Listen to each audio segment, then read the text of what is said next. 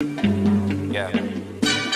Coke fair, press some hand, let's get in the car, I said. She grabbed my hand, girls rescue, met the bar, witness said. Tears fled the head, I'm weak, now guess she's sweet, I guess she confessed. She thinking less, not drinking less. Bathroom says, best against spontaneous. Our stereotype, put to rest tonight. Imagine, believe, and achieve, it works. Skyline as a rise like fireworks. Smell through the back, don't touch my. Hey, hello everybody, and welcome to this edition of After the Storm. Of course, I'm your host, Matt Clark, and this is your Oklahoma City Thunder post-game analysis live stream show. And the Thunder failed tonight, 105 to 127, dropping now to 36 and 37, and the Clippers are now 39 and 35 with the victory. I had said last night, or let me say Tuesday night after the show, that what the schedule for the Thunder was going to look like and what I thought that they should do, because if SGA does not play back-to-back nights, and especially after Paul George getting hurt, you knew that the Clippers were going to come out with a renewed urgency. And the Thunder played SGA tonight, which I'm assuming the Thunder were thinking, okay, the Clippers are going to be a short. We can get a chance to steal one real quick, and that's fine. But if you lose, then you got to turn around and play the Lakers tomorrow night. So SGA, if he doesn't play back-to-backs, that means SGA is not playing tomorrow. So in that case, then you've got a huge deal, because now, to me, you need to go 1-1 with the Lakers and the Clippers. Now, you split the Clippers 1-1, so you did that. And like I said, in these next 4 games, you needed to win 2. You need to go 2-2 on this road trip. The 2 games against the Clippers, so you split that. Now you need to go 2-0 against the Lakers, or at minimum split the Lakers versus Portland. And now what ends up happening is now you have Portland. The Lakers won a game the other night, so now they're going to be fresh. They're sitting at home. We're back-to-back nights. And the question is, do you play SGA or do you not? And if you're resting him, which you have been, not playing him back-to-back since he came back from his injury, then you're going to be short-handed against the Lakers. So you can pretty much, not to say that we can't win, but the chances of us winning are slim and far in between. And here is the remaining, the schedule for the Thunder that we got left. You have the Lakers tomorrow night. We have the Lakers tomorrow night, or tonight, I guess it is, tonight, at the Crypto, or the Crypt, whatever you want to call it. Then we go to the Trailblazers. Then we have 2 huge games at home against the Hornets and the Pistons. But like I said, the 4 games where we're in now, remember I broke down the first step in us getting to the playoffs was, you had to go 2-1, and we did that. We went 2-1, 2 out of 3 games were at home, and we went 2-1. And then I said, on this road trip of the 4 games, you've got to go minimum of 2-2, but you need 3-1. And right now we're 1-1 on this road trip with 2 games remaining. So the Thunder are okay, but at the same time, when you do look up the play-in, this is what happens. Now Oklahoma City really has dropped to 9th because Minnesota won tonight. So Oklahoma City we're 36 and 37 now. And the Pelicans have dropped in there, because they are now, what are the Pelicans? 37 and, let me see, what is that? I had that up earlier, NBA scores. The Pelicans now are 37 and 37, where the Thunder are 36 and 37. So they will jump us. The Mavericks are 36 and 37, so we still be ahead of them. Then, of course, the Lakers are 36 and 37, so we'll still be tied with the Lakers. But the Pelicans have 37 wins, so they will jump us. So the Pelicans will now be at 37 and 37 and matching Minnesota. And the Thunder will jump in 8th place, or 9th place right now. And then Dallas will be 10th. So that's the way it will stand as of tomorrow when we play the Lakers. This is where it should be standing. So now in this particular case, if the Lakers beat us, with us having the same record, if the Lakers beat us, then the Thunder are now screwed. because now the Thunder have dropped completely out of the playoffs. So how did we get to where we were? So let's break down the game tonight. Starting out, the Thunder, of course, started our starting lineup with SGA, uh, J Dub, and SGA and J Will. And then I will say at the beginning, we were full in attack mode. And we were attacking the basket, and we were back and forth, back and forth, back and forth the whole first quarter. And then what ends up happening, of course, who are the first two people off the bench? He brings Lindy Waters in, which means you take Josh and him out. So once again, I'm saying this is my issue with what this guy is doing. You're telling me that your top 7 players, Lindy Waters' take is better than you'd rather have Lindy Waters on the floor than Josh, than Wiggins, than Joe, than J Dub, than Dort and SGA. That's what you're telling me. You're taking one of those guys out to put him in. That's what you're telling me. I don't understand it at all. It's just frustrating to me. But once again, this is what he does. This is what he does. I don't understand it. We're trying to win. If you lose against the Lakers, now all of a sudden you've gone from where you are sitting at 8th to completely out of the playoffs. That's what happens. Now you got to get another win. Now you're playing back uphill again. Now, do I agree with him playing SGA tonight? If SGA plays tomorrow, I'm okay with it. But if SGA doesn't play, then no, I'm not okay with it, because what I said was, you got your one victory. You come back, you rest him tonight, and then you try to get the Lakers on Friday. To me, that's what you do, because now you're saying if SGA's not playing, then you're going to be shorthanded against the Lakers. And I'd rather have already beaten the Clippers and be shorthanded against them. Now, I do understand he took the chance, and if SGA plays tomorrow night, then all of what we're talking about is irrelevant right now. So, anyway, you start the end of first quarter. It's just, I'm just frustrated with what the guy does. I just don't understand it. And when you look at Kawhi Leonard, he was killing us 7 for 7. And I just don't understand, his rotation on players, because, the whole thing is players understand who works well with them. Like tonight, Robinson Arrow came in, Josh trying to drive to the basket.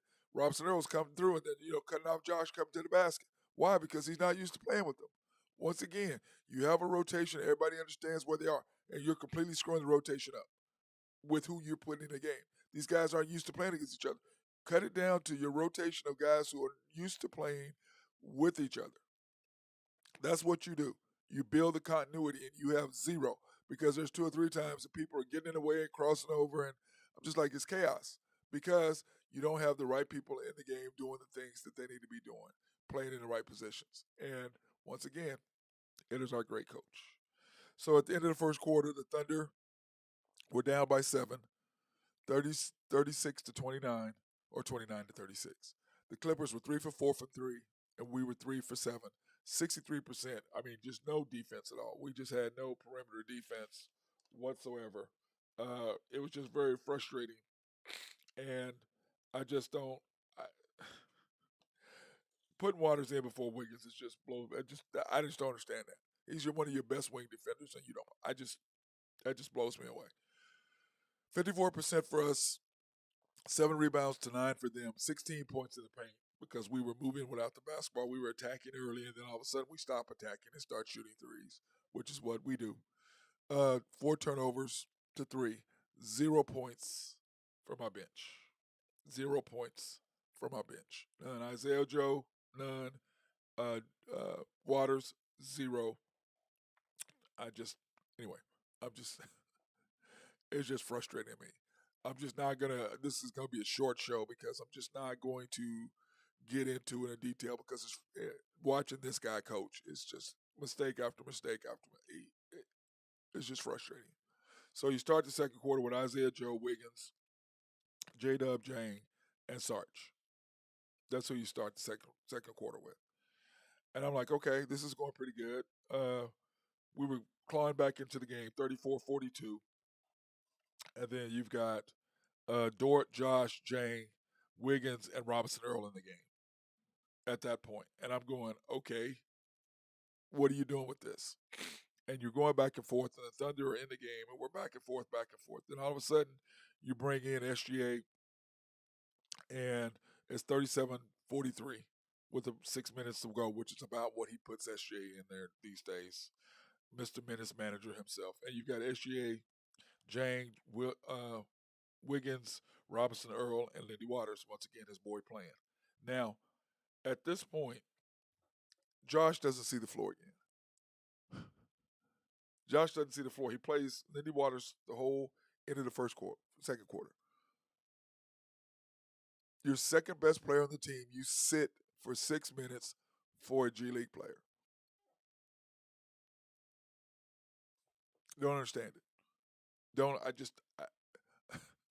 I'm sitting there going, where the hell is Josh? And you can see Josh sitting on the bench, like leaning his back, like, why the hell am I on the bench? I don't know. Ask your coach.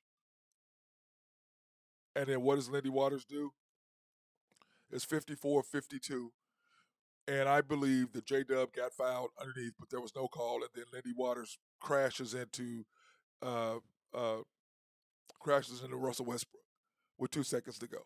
So we ended up being tied up. But it's like, again, you putting a G League player in the game in critical points of the game, and what happens?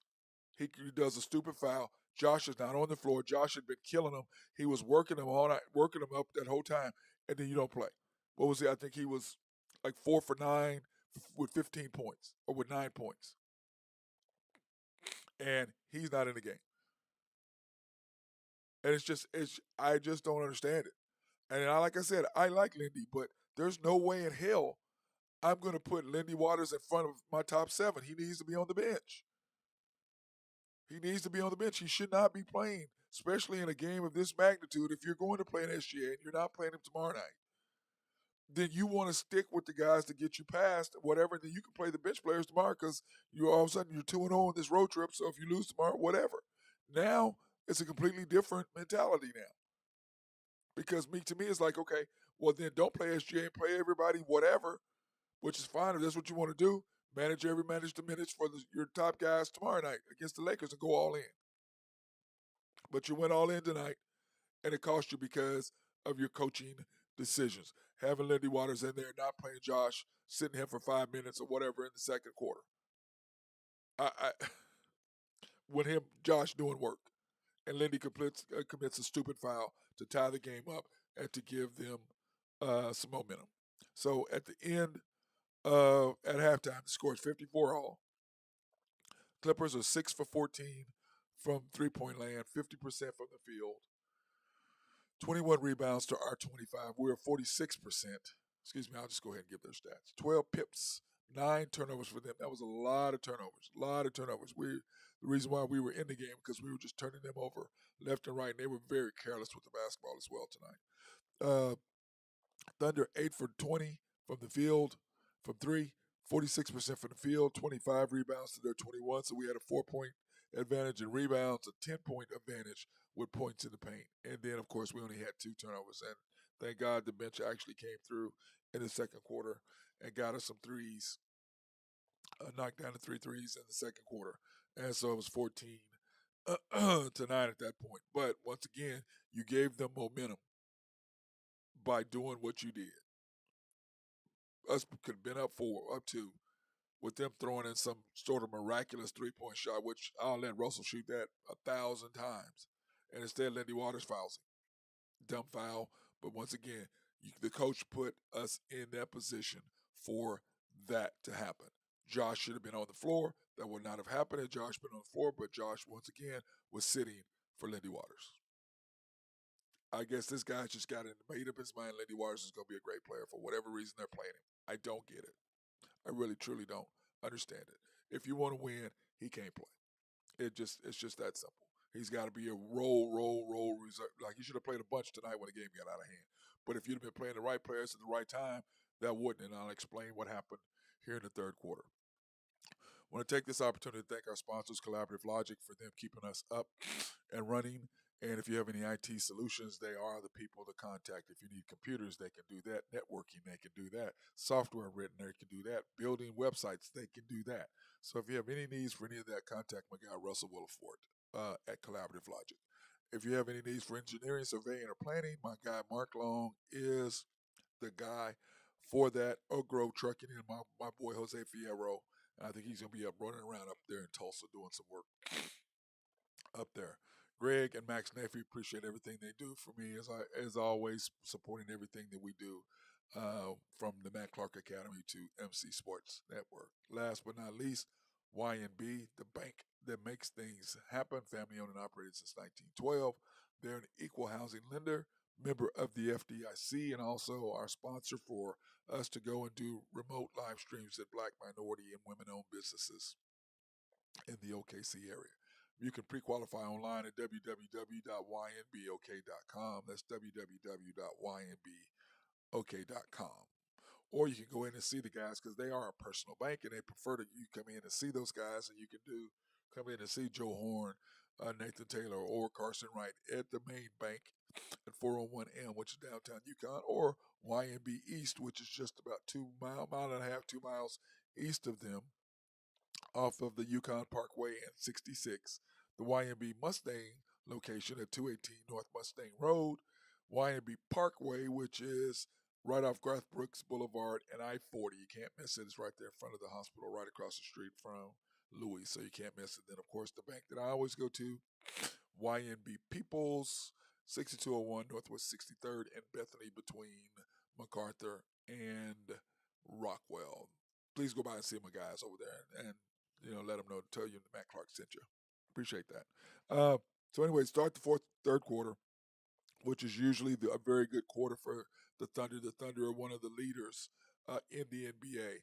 In fact, in third quarter, and where is that? I think I have that in my Thunder news. Where is it? And that's, once again, I need to go in and see my guys at Collaborative Logic so they can just push the buttons for me, so I'll be able to, instead of looking for what I'm looking for right now, I can just push a button and it'd be right there where I can get it right at my fingertips. Drives me nuts that when I do this.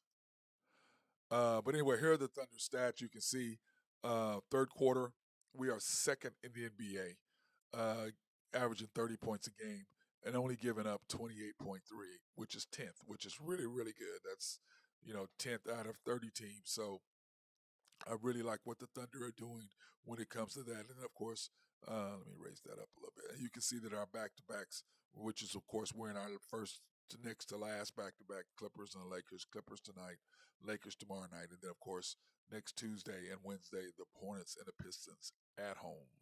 So we'll see. But anyway, you can see how this is laid out. The Thunder third quarter. So I'm thinking, okay, third quarter, Thunder are going to make their move and do what they need to do like we've always done. But you start out with your starters, SGA, Josh, JW, three-headed monster. Not quite the three-headed monster that we used to have with KD, Harden, and Westbrook, but still a formidable one, to say the least, along with Lou Dort and Jay Will. So that's what we started out. And we started out pretty good right at the very, very beginning.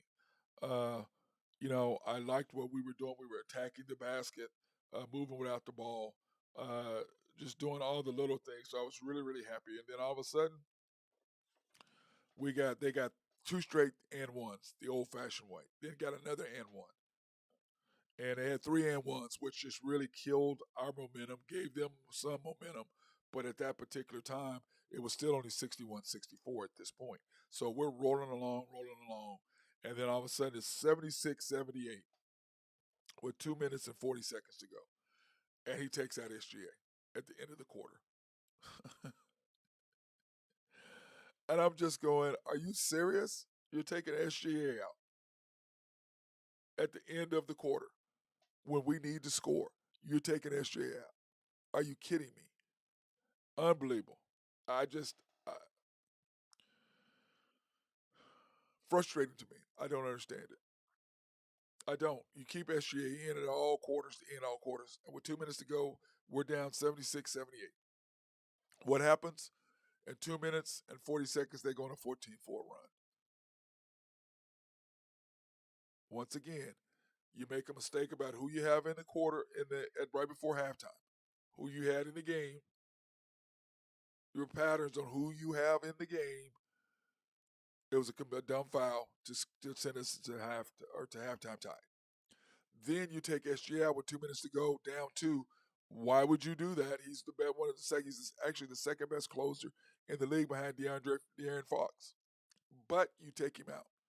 They go on a run and you try to put him back in. You never should have took him out in the first place. SGA always plays first quarter, the whole first quarter and the whole third quarter. Yes, and now you're changing. Now you start coaching. Once again, people, I'm trying to explain to you what this guy is doing. And I'm sorry that it may cost his job or whatever. I'm sorry about that. But dude, what are you doing? You're costing us. And I said it's one of three things. Either management's telling him, hey, you need to play these guys. We got to have these guys in there playing. So we need to stay where we don't make the playoffs so we can have a higher draft pick. Probably the last high draft pick we'll have. But if this guy's coaching, it won't be. Because his lineup selection, once I've said, he costs us 6 to 8 points every game because of his lineups, because of who he's got in the game and when he has them in there. They go on a 14-4 run. So we end up in the third quarter. The score is 80 to 92. Remember, it was 76-78 when he took SJ out. 80 to 92. Now the Clippers are in full. I mean, they are just clicking on all cylinders, and the Thunder are in trouble, and we're in trouble. And then you look at the Clippers are now 10 for 38 from three, 11 for 28 the Thunder are. So we're right there with them. 52% for the field. We are 43. They are rebounding us now by one.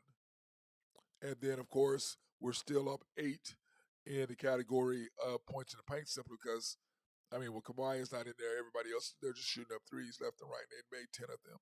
12 turnovers to our 11, way too many. We remember that gave us, what was that? We had 7 at halftime. They had 9. So there you go. So we turned the ball over 4 times that quarter. It's just, you could just see it just fall apart. But it all stemmed from what he did, taking SG out at the end of the quarter. Why? I don't get it. Of course, bench scoring, the Clippers were on fire, just killing us 29 to 14. Like I said, people, it's the little things that make the difference when you sub, who you have in the game, who you're taking out, who's replacing who you have on the court. Is there continuity? What I'm trying to do is tell you what the damn Thunder people aren't telling you on the broadcast. And once again, you people are wearing me out. There's no such thing as a push shot. It's a jump hook, or it's a floater, or it's a teardrop. Floaters, you push them up from here. It's not a push shot. It's called a floater because the ball is going this way. Teardrop, ball goes up because it's like a rainbow or teardrop falling down. And then the jump hook is just straight up pushing it across. Or just keep your hand flat, actually. That's a jump hook. I don't understand why you people can't. You're calling it push shots. Y'all just wear me out, Thunder.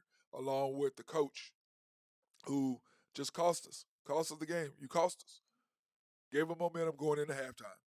Then you turn around and take an SG out. You gave them all the momentum. They went on a run. The game was over. Fourth quarter, you start with J-Dub, Joe, Lindy Waters, Sar, and Jang. And this is what's crazy. At halftime, Josh played 15 minutes. Lindy Waters played 9. 15 minutes. Lindy Waters played 9. You start him again. You play him here again. You sub him in. Look what happens. They go on a run in the fourth quarter. With that lineup right there, it was over. You've got J-Dub, Joe, Waters, Sar, and Jang. They went on a game's over. Okay. And then Michael Cage was sitting there talking about, oh, the referee's not calling fouls. Dude, we're down 22. It's not the officials. When you get beat 20, officials have zero to do with it. It's about your lack of defense. It's about you not being able to stop anybody on the perimeter. And it's about you not being able to execute, make shots because of who you have in the game. So you start the fourth quarter out with one starter. And like I've said many times, I don't want Josh. I want J-Dub and SGA. SGA, and Josh. Josh and J Dub. I want two of those guys on the court at all time. If you do that, you're going to win more games. But for whatever reason, the coaching staff doesn't see that. You're too busy playing your 9th, 10th, 11th players, 12th players off the bench. Playing them more than you do your best players.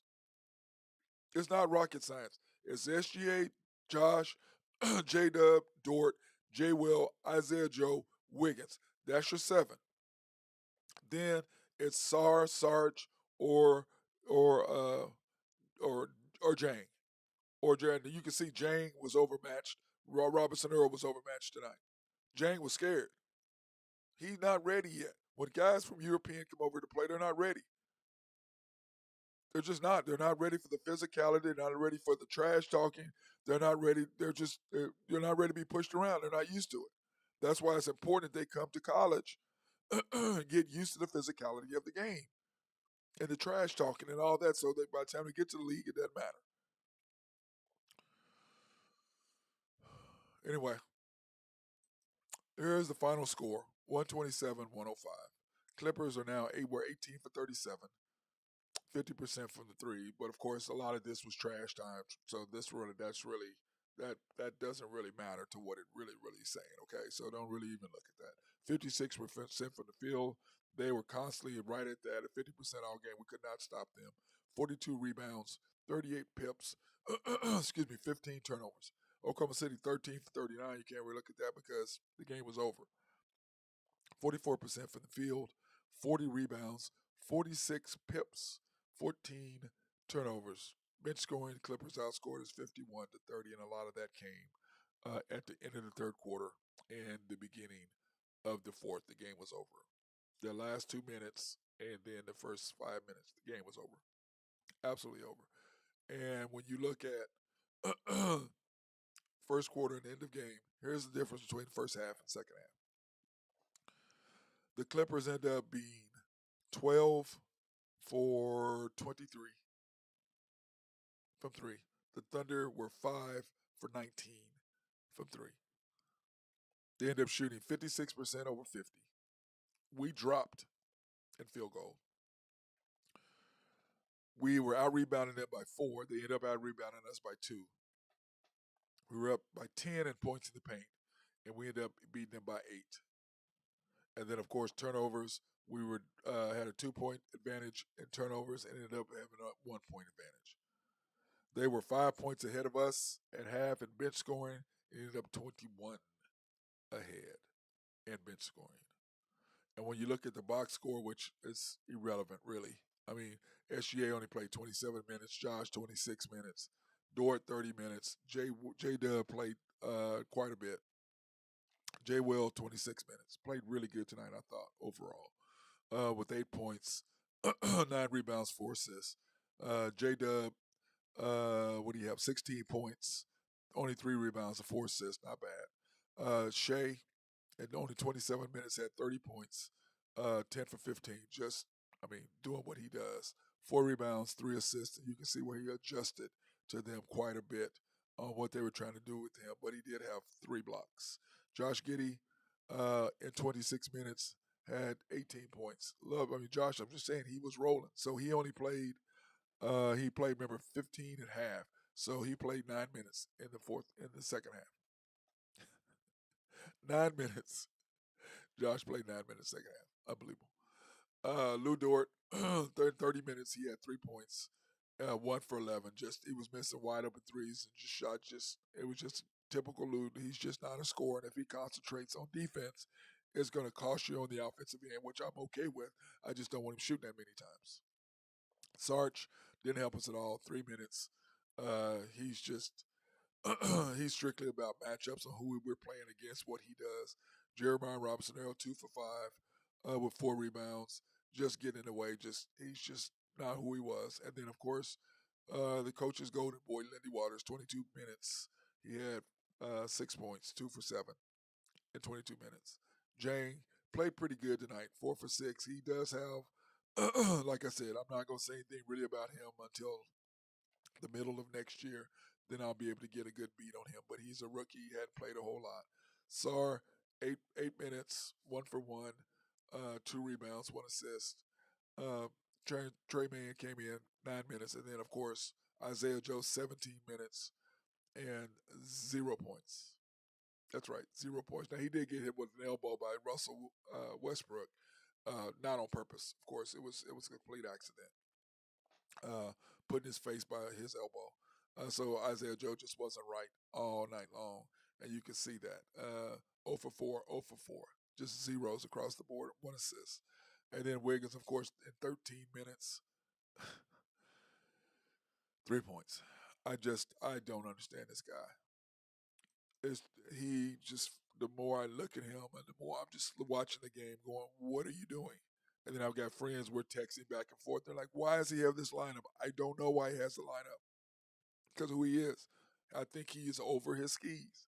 Like I said, one of three things: either the Thunder gave him direction to play players so they can lose without losing, without giving the appearance of tanking, so we can get a better draft pick. Two, he's guaranteed his contract and he's going to be back next year, is what they've told him, so he can do whatever he wants, which is a possibility. The first one I think is ridiculous. I don't think Sam Presti and his people would do that. And then the last one is he's over his skis, which I think is the more plausible one. I think it's just too big for this guy. He is a G League coach. He was brought up, and G League coaches, what do?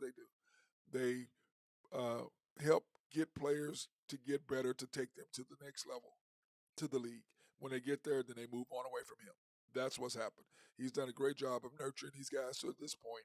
Now he needs to move and get us somebody who can take him to the next level. That's just what needs to happen. It really does. Now, like I said, the first thing about the Thunder telling them that to get a better draft pick, this probably will be our last year that we will be able to have any kind of draft pick, any. So when you look at the play-in tournament, okay, this is the way it looks right now. Okay, well until after they do all the scores and stuff tonight, which I don't think they have done yet, that you'll be able to see where the Thunder really are, but they're not going to be where they are right now. I can promise you that they're going to be done. And in fact, the Thunder, okay, here, let me give you this is the latest updated schedule or play in right now. Let me give it to you so you guys can see it, so you guys will be up to date with you all to see how much this loss killed us tonight. And the what I've been trying to tell you, the urgency of where we're at and what we need to be able to do, because it is very, very tight right now for the Thunder on what they need to do. So the Thunder, remember where we were. Okay? Everybody remember where we were, right?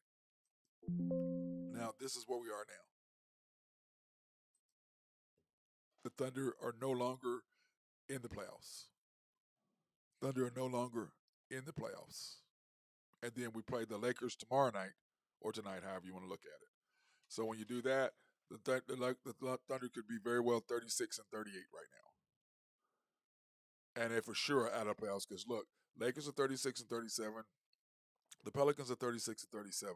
Minnesota's 37 and 37. And Dallas is 36 and 37.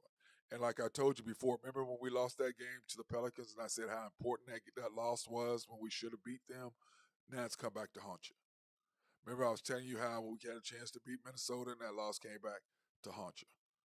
The loss against Dallas came back to haunt you. So now all these games that you should have won, but you didn't, now coming back to haunt you because these guys all have the advantage over you.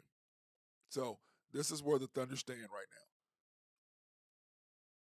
now. It's just very frustrating. Where's Oklahoma City at? We went from hosting a game in seventh place, only needing to win one game to get in, to completely out of the playoff picture altogether, and we still got to play. Here's our remaining schedule. We still got to play the Lakers tomorrow night, which now you have to win. If you lose that, then you're really, up fighting uphill. Then we have the Trailblazers at the Trailblazers, which this is a huge, it's a must win.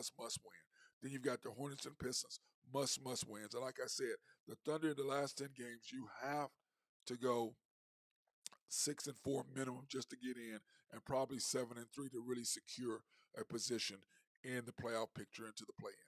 That's what I've said. And right now, based on what I was talking about, what do we have? 2, 4, 6, 8, 9 games, so 10 games. Or I guess, yeah, 10 games, 9 games left. And in those 10 games, I said you have to do 7-3, 6-4. But right now we're 0-1. So this is where we stand right there to get into the playoffs. And it's just not, it doesn't look good for us. And that's what I'm saying. The Thunder, probably knowing that, is why they went all in tonight to try to beat uh the Clippers. For me, I'm like, why are we going all in when we need to go all in against the Lakers, who are now, we're tied right there with the record. I mean, but once again, you went all in. You were right there. You made the mistake of having Lindy Waters in the second half, second quarter, instead of Josh. Commits a dumb foul, gives them a break. Then you come in, you take SJ out with 2 minutes to go, down two, and they go on a 14-4 run that basically got them momentum at home. Crowd got into the game, and it was over. Just like that. It happened that fast. Two mistakes. Once again, coaching, coaching, coaching. Coaching matters, people. If you don't think it does, coaching matters. It matters who you have in the game. It matters chemistry. All of that stuff matters. And our guy is over his skis. I can promise you. So, that being said, once again, I hope everybody's having a fantastic night. Get some rest and be safe and try to stay dry. That being said, thank you for watching this edition of After the Storm. And remember, go to YouTube, search After the Storm OKC Thunder, hit the subscribe and like button, okay? And notifications so every time we do it, you'll know that we're on.